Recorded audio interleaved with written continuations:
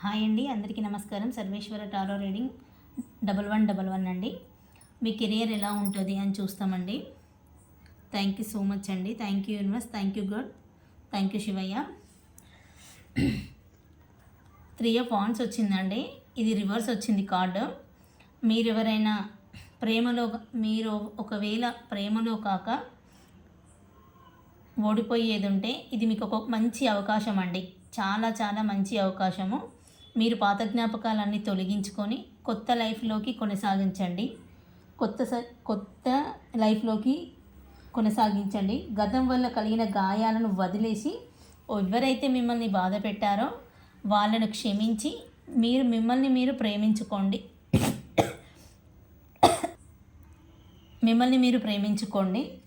మీకు new life అనేది start అవుతుంది. కొత్త లైఫ్ అనేది స్టార్ట్ అవుతుంది. ఒకవేళ మీరు కొత్త సంబంధాలు పెట్టుకోవాలనుకున్నా కూడా ఇది మంచి అవకాశం. పాత వాళ్ళ గురించి, మిమ్మల్ని వద్దు అనుకొని వదిలేసిన వాళ్ళ గురించి మీరు ఆలోచించి మీ మైండ్ని డిస్టర్బ్ చేసుకోకుండా మీరు సొంతంగా మీ కాళ్ళ మీద మీ సెల్ఫ్ రెస్పెక్ట్ మీరు పెంచుకొని, మీ ఇన్నర్ పవర్ని మీరు పెంచుకొని మిమ్మల్ని మీరు ప్రేమించుకోండి. ద ఎంపరర్స్, మీరు ఒక రాణిలాగా జీవిస్తారు. మీరే ఒకరికి హెల్ప్ చేయడానికి ముందుంటారు.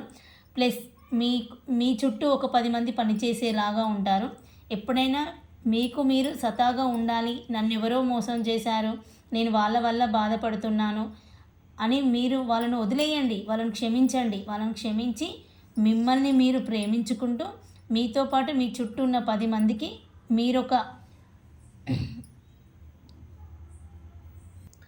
మీరు వాళ్ళకు ఒక ఆదర్శంగా నిలబడండి.